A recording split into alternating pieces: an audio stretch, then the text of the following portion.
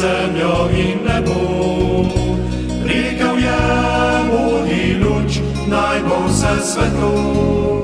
Sonce zažarilo je, z njim pa celi svet. In danes greje srca še nam pravi iz tebe. Stvarjenje. V začetku je Bog ustvaril nebo in zemljo. Zemlja pa je bila pusta in prazna. Tema se je razprostirala nad globinami in Duh Božji je vel nad vodami. Bog je rekel: Bodi luč. In nastala je svetloba. Bog je videl, da je svetloba dobra in ločil je svetlobo od teme. Bog je svetlobo imenoval dan, temo pa je imenoval noč. Vse to se je zgodilo na prvi dan stvarjenja. In bil je večer in bilo je jutro, drugi dan. Na drugi dan stvarjenja je Bog ustvaril nebo in oblake, kateri je ločil od voda pod nebesnim svotom. Bog je videl, da je njegovo delo dobro. Nato je Bog rekel: Vode pod nebom naj se zberejo na enem kraju in prikaže naj se kopno. Zgodilo se je tako. Bog je zbrane vode imenoval morje in bil je zadovoljen s svojim delom. In bil je večer in bilo je jutro, tretji dan. Nato je Bog rekel: Zemlja naj požene zelenje, rastlinje, ki daje seme, in drevje, ki rodi sadje vseh vrst. Vse se je zgodilo natanko tako, kakor je Bog rekel. In Bog je videl, da je dobro. In bil je večer in bilo je jutro, četrti dan.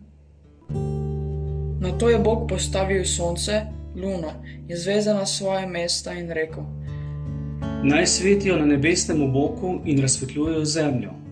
Zgodilo se je tako. Bog je videl, da je dobro. In bil je večer in bilo je jutro, peti dan.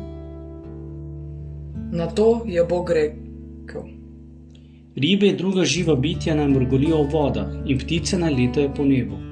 Bog jih je blagoslovil in jim naročil. Množite se in napolnite zemljo. In Bog je videl, da je bilo vse, kar je ustvaril, dobro. In bil je večer in bilo je jutro, šesti dan. Na šesti dan stvarjenja je Bog rekel: Zemlja naj rodi živa bitja, živino, laznino in zveri zemlje po njihovih vrstah. Zgodilo se je tako in Bog je videl, da so vse živali, ki so hodile in se plazile po zemlji, dobre in bil je zadovoljen s svojim delom. Nazadnje je Bog rekel: Naredimo človeka po svoji podobi, da bo gospodar vsega življenja na zemlji. Gospoduje naj ribam morja in pticam neba, živini in vse zemlji ter vse laznini, ki se plazi po njej. In Bog je oblikoval človeka iz prahu zemlje in mu vdihnil svojega duha. Tako je Bog ustvaril človeka po svoji podobi, po Božji podobi ga je ustvaril. Bog je človeku dal ime Adam in ga postavil v rajski vrt, da bi v njem prebival in skrbel zanj. Nato je Bog privedel k Adamu vse živali, da bi jim izbral imena. In Adam jih je poimenoval. Nato je Gospod rekel: Ni dobro, da je človek sam. Naredil mu bom pomočnico, ki bo njemu primerna. In potopil je Adama v globoko spanje.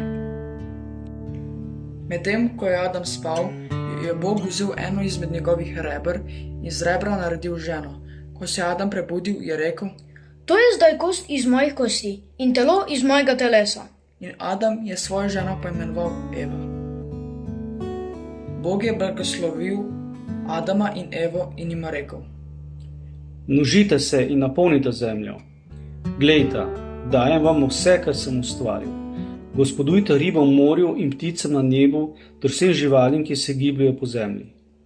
In vseh sadov zemlje lahko jesta, razen od drevesa sredi vrta nikar ne jejta, sicer bosta morala umreti. Tako se je zaključil šesti dan, ko je Bog dokončal svoje delo in prenehal ustvarjati. Bog je pregledal vse, kar je naredil, in glej, bilo je zelo dobro. In bil je večer in bilo je jutro, sedmi dan. 7. dan je Bog počival od vsega svojega dela, ki ga je storil. In Bog je blagoslovil 7. dan ter ga razglasil za svetega.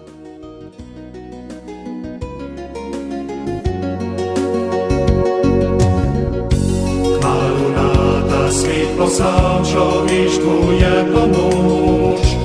Iz Marije detece Jezus je ta luč. On govoril je ljudem oznanjal blagovest.